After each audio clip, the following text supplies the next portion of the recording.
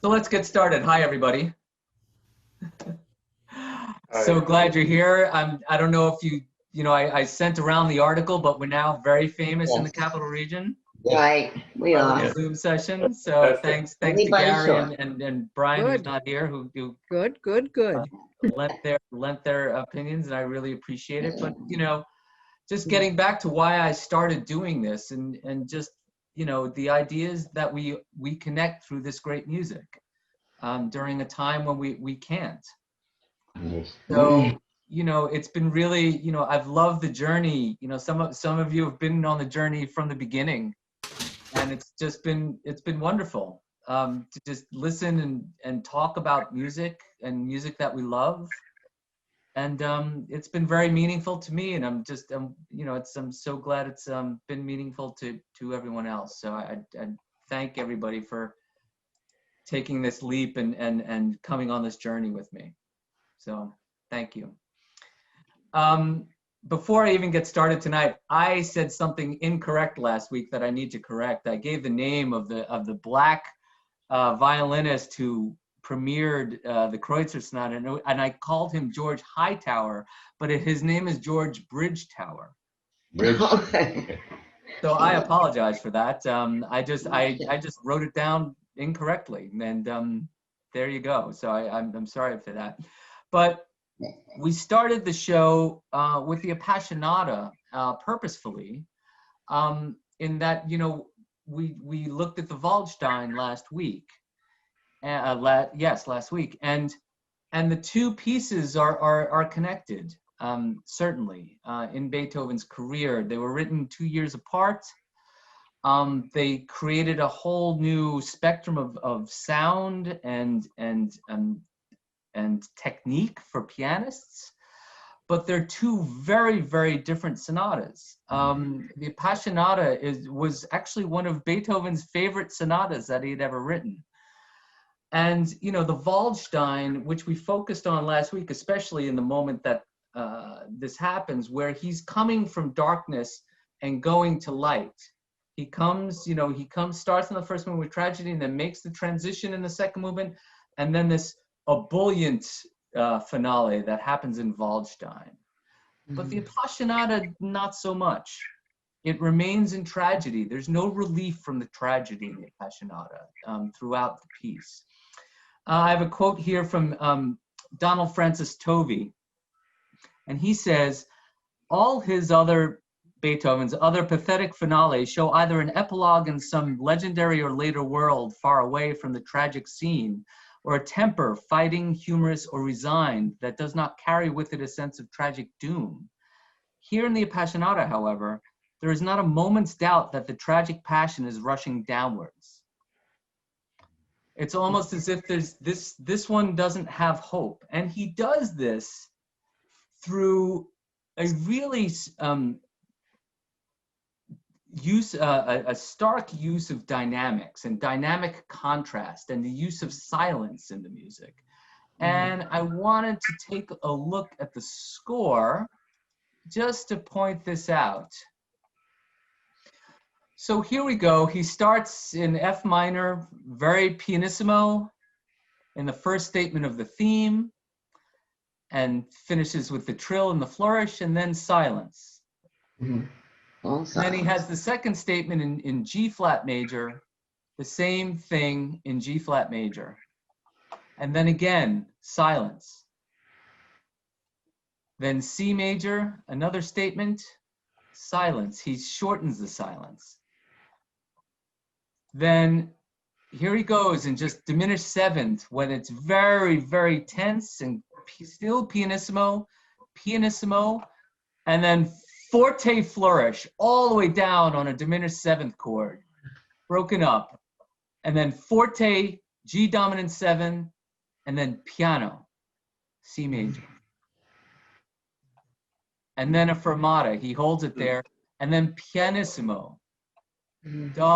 Look at this, only one beat in pianissimo, then fortissimo, immediately very, very loud, and then back down to piano, and then fortissimo, back down, piano, fortissimo, piano. So you get the idea. he's building the tension, you know, where we looked at other pieces where Beethoven was building tension with harmonic motion and chromatic motion, but here in this piece, he's using it with dynamics, space and sound, volume of sound, flourishes that are, you know, he starts very pianissimo and then a very aggressive fortissimo passage. And it's just very, very exciting and in the drama that he creates. What did we think of Manny's performance? Oh, always good. David Gordis laughs at the notion. No, he's yeah, he follows the dynamics to the T. You know, and that's actually, that's a great comment, Sheila, that, you know, Yeah. he really, Manny, you know, pays attention to the score. Mhm. And he just, you know, to hear this live, and this is, you know, this is a very technically challenging sonata for a pianist. Very technically challenging, and he just really pulled it off with great aplomb, I thought. And then we had, and we'll move right on to Razumovsky 59 number 2. And it's just this, you know, this enormous movement, almost 15-minute movement. And I gave the quote that Czerny said he was, you know, looking at the stars. But let me read a little passage from Jan Swafford. And he's speaking about Czerny. Czerny recalled Beethoven saying that the E major second movement fell into his mind, quote, when contemplating the starry sky and thinking about the music of the spheres. For Beethoven, the Aufklärer, an evocation of the divine. It is a sonata form movement of tender, long breath melodies in the poignant E major. Inevitably, the future would see this stretching for the ethereal and sublime as a prophecy of his late music. And can anyone tell me something in his late works, a piece specifically where it's very sort of celestial sounding?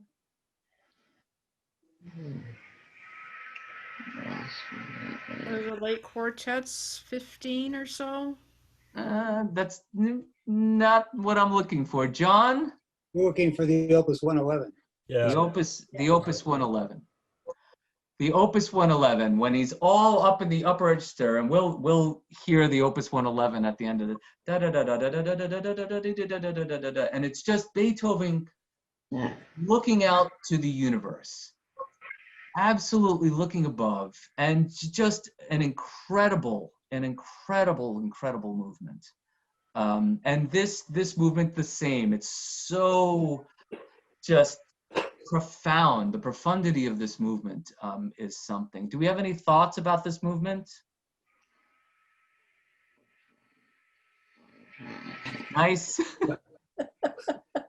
Well, you know, what's amazing about that movement is the contrast between it and the other movements around it. Correct. And they're totally different. It's hard to imagine how somebody could write music that is so, you know, so amazingly different in one sitting. And just listening to it is quite an experience. It's like a roller coaster ride, really. It's really true, John. The rest of this piece is, and I mentioned it in the show, is very, very dark. Even the scherzo, it's a very, very sort of spooky scherzo. The trio section, it gets into major, it's a little lighter for contrast, but to have this sort of like, it's almost, you know, a breath of fresh air, but a real long extended, you know, almost, you know, as a Zen Buddhist moment in the middle of this darkness in Beethoven's in this quartet. It's quite stunning, and I thought the Belcher quartet really just played it really well. This was an earlier. Sorry, David, go ahead. One of the things that occurs to me about this, having played it a lot of times too, is that it's so clear that it isn't the early ones, but it's got the profundity of the late ones without yet being quite at the complex level of the late ones. I mean, it's really the middle quartets at their best, at their at their deepest and most beautiful. It really, you're absolutely right. I mean, it really is, it looks ahead. There's a sense of something is coming down the road with Beethoven in this movement, for sure. And just the expansiveness of this movement. I mean, it's just, I mean, to have, you know, typically string quartets of Haydn, for instance, beforehand last, you know, 20 minutes, 25 minutes. And here's one movement of 15 minutes. Mhm. Maybe the breadth of the composition. Delaney, you were going to say something? Well, it brings to my mind two things. Of course, the slow movement of the Schubert Quintet, and Yes. then maybe more precisely the third movement of the Ninth Symphony, which I think is so beautiful and just unfolds and unfolds and unfolds with a sense of infinity. Absolutely, and he does that in variation form in the Ninth Symphony in the slow movement. It's fantastic. You know, and this is this man who's, I mean, I spoke a little bit about it at the end of the show, where he's dealing with all of these struggles internally, and yet he looks out, there's this optimism of the universe and the possibilities of the universe in these, especially in the slow movements. That's just so, you know, speaks to his humanity and just, you know, depth. He was an incredible man, struggling with his deafness and still having that sense of, you know, the universe. We moved to the Ghost Trio, and I was a very bad boy. Here I am including the Ghost Trio and just skipping over entirely the whole point of the Ghost Trio. Very bad, very naughty. I know, terrible. I'm terrible. I did this because the slow movement.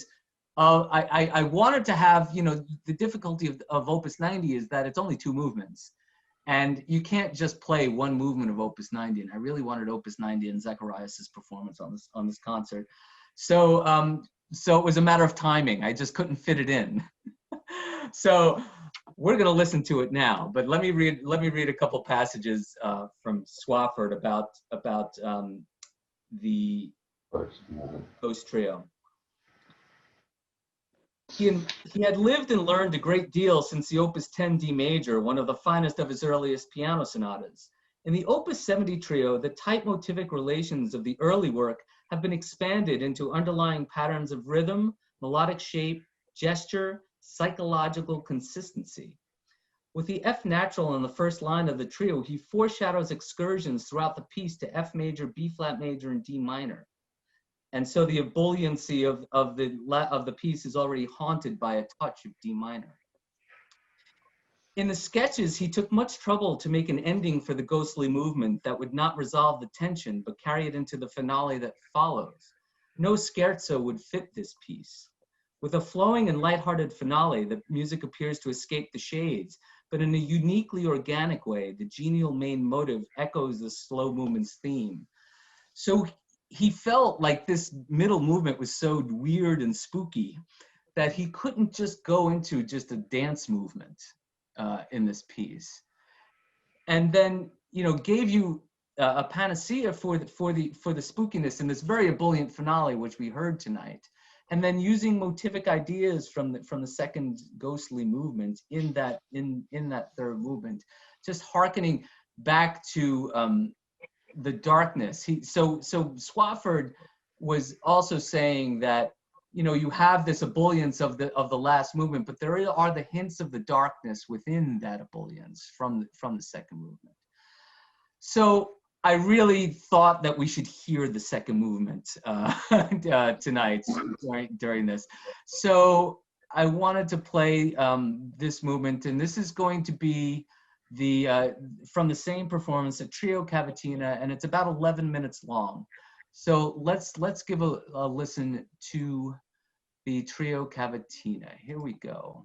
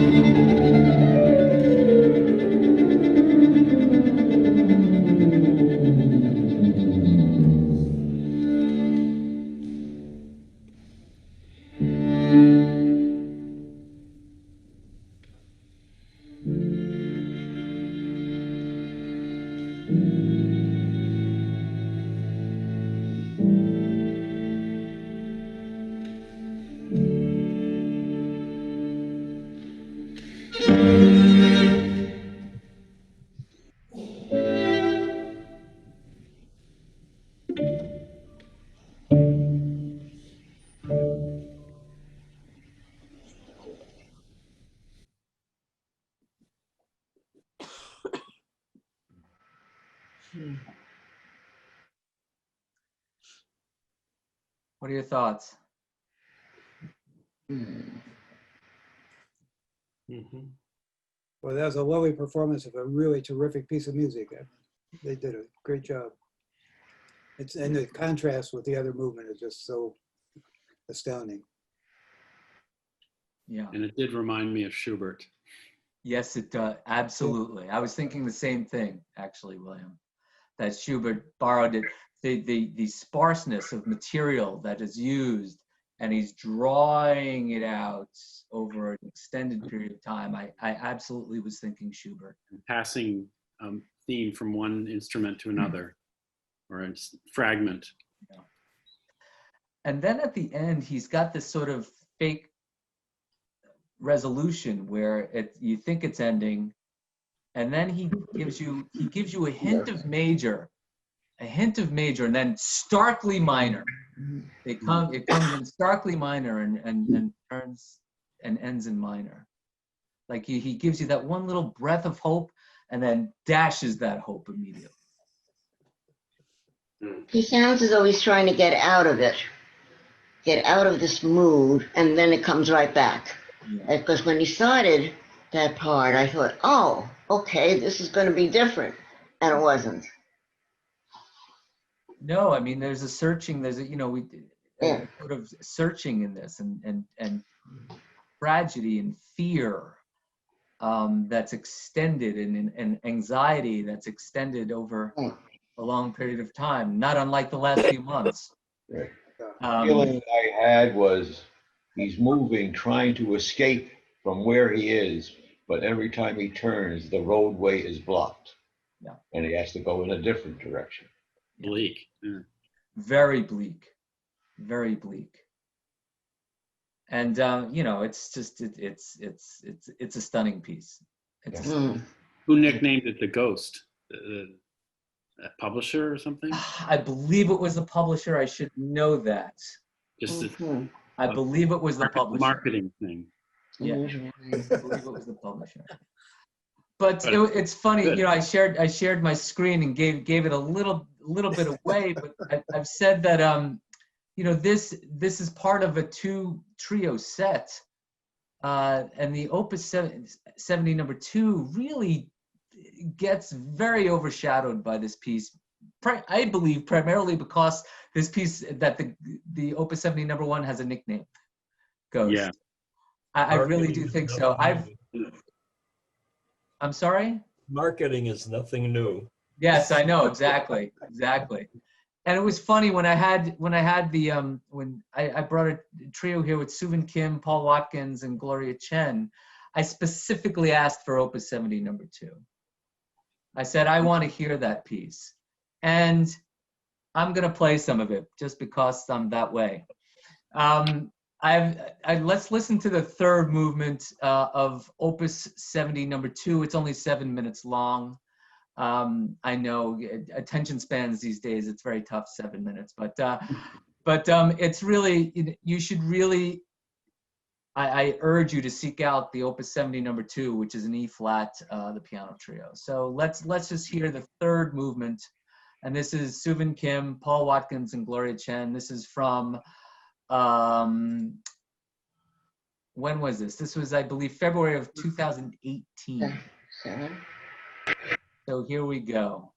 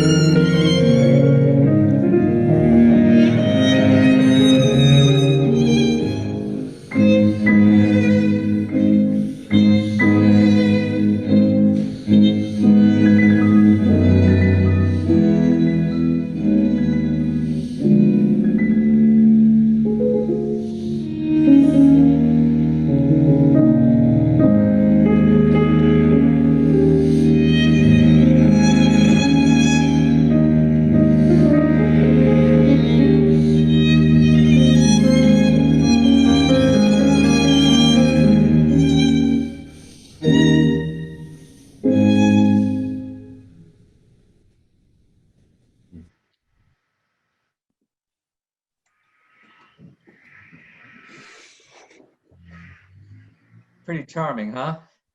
Very sweet. Yeah. Really just charming. Hmm. Huge contrast in mood. Yes. Over night Yeah. and day. So can anybody tell me the form of this movement? Rondo. Nope. Mhm. That's it's deceptive that it's not a rondo. Three. Demon variations? No. He does something tricky. This is essentially a minuet. But he repeats, he goes back and he repeats the trio after it goes back to the beginning.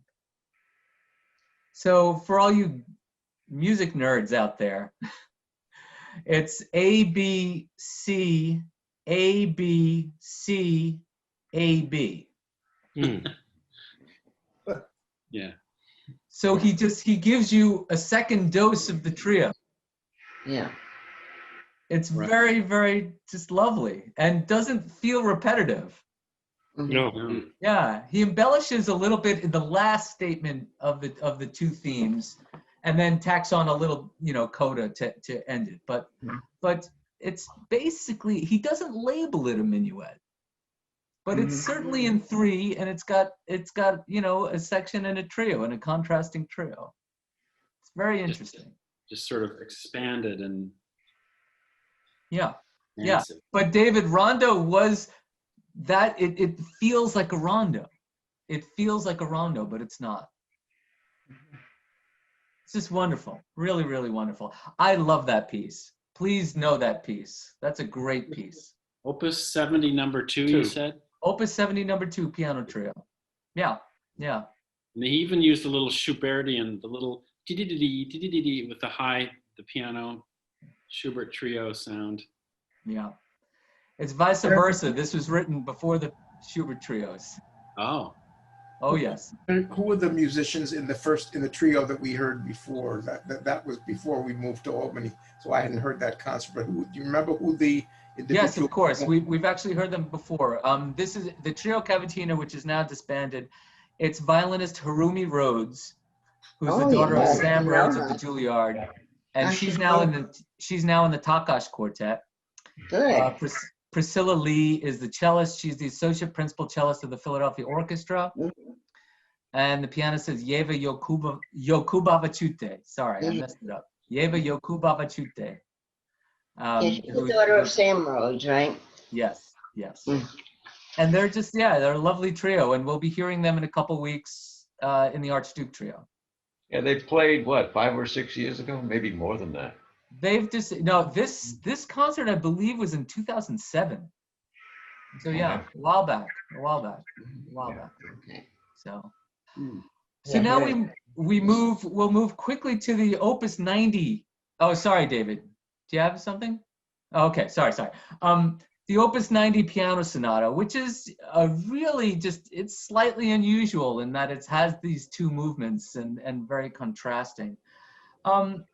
It was the first piano sonata that he wrote in 5 years, almost 5 years. The piano sonata that preceded it was the Ledoux sonata, the Lebeval sonata, Opus 81A. And I will give a shiny nickel to anybody who tells me Opus 81B, what that piece is. It's an impossible question. Google it quickly. It's relevant because it's a sextet for strings and 2 horns. So it's a great piece of music then.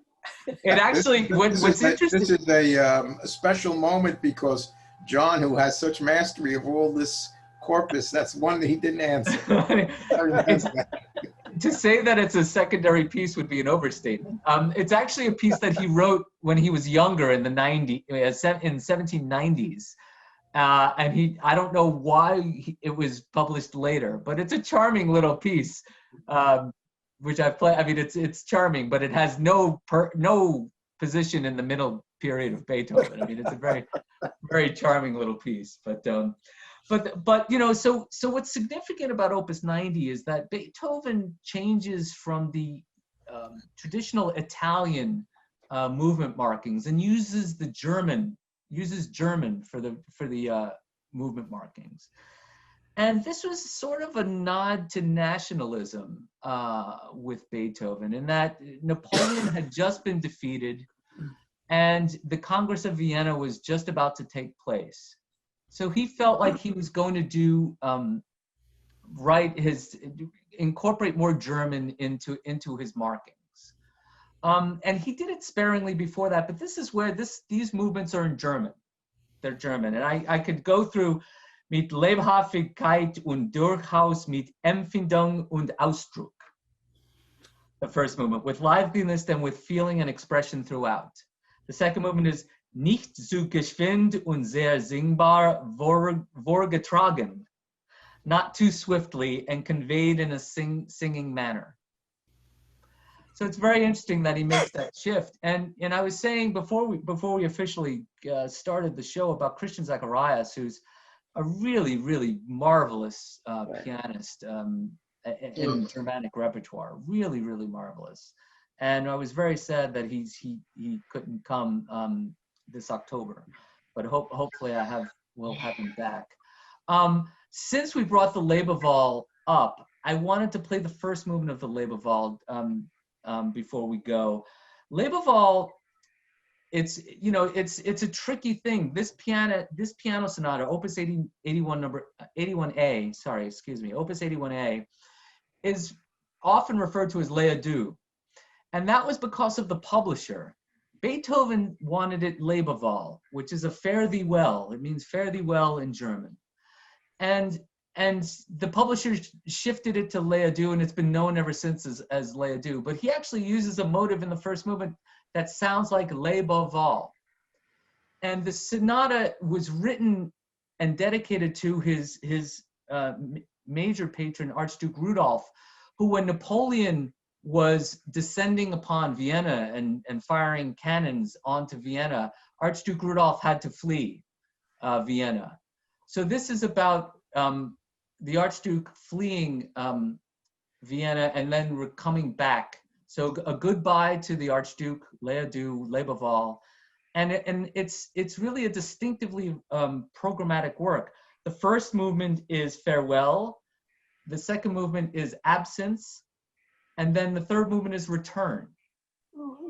So it's very interesting. So I wanted to play the first movement from the Lebewohl Sonata, and this is a recording of Richard Good, and it's about 6 minutes long. So here we go.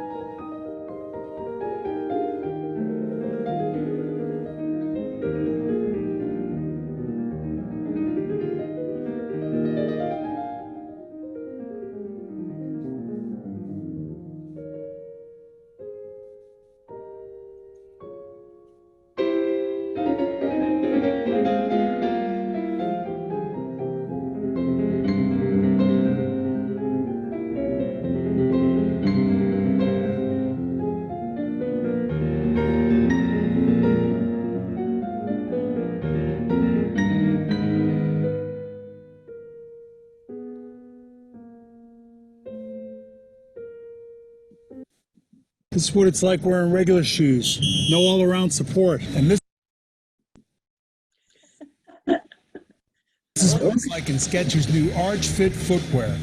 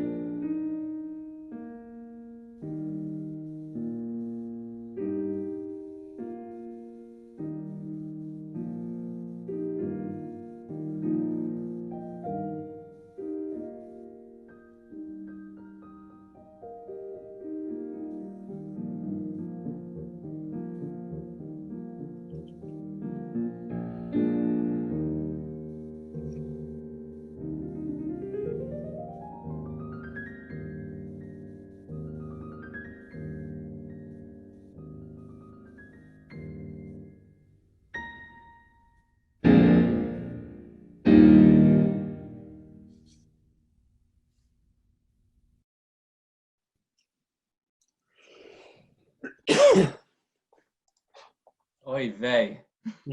Where'd that come from? YouTube, sorry. Oh, Funny. It could No, have you been just wanted obscene. to see if we were paying attention. That's Oh what. my goodness gracious. Oh, How man. annoying. I actually I tried to make sure that wouldn't happen and I failed. Oh, I'm very sorry. Beethoven on YouTube? Was that what? Yes, yes. Oh, I see. Oh, I Yes. see. Yeah, I was playing YouTube. Yeah, it wasn't a video of him performing, but his recording of, Oh, right. Beethoven's on YouTube. So Yeah. sorry about that. okay. Right. Anyway, so there you go. There's It was something like Archduke footwear or something. it was a sneaker commercial, Yeah. yeah, which is fitting for Leia Dewey, right? Yeah. Anyway, sorry about that. So anyway, so that you see those two sonatas. I mean, they're very, very different sonatas for 81A and to 90. But it's interesting to know about the historical context that these works were written under. It's really interesting. Any other thoughts? Thank you for a great show. Thank you. Thank you. Thank you. Next Derek. week, we're looking at theme and variations from the chamber music repertoire. Oh, Okay, Betterman, yeah. So we will see you next Monday night, okay? okay. Right. Good night, everybody. Well, Good night. Everybody. So Good long. night, all. Good night. Good night. Night. Farewell. Bye. Will do. Leaving. Okay. Yep.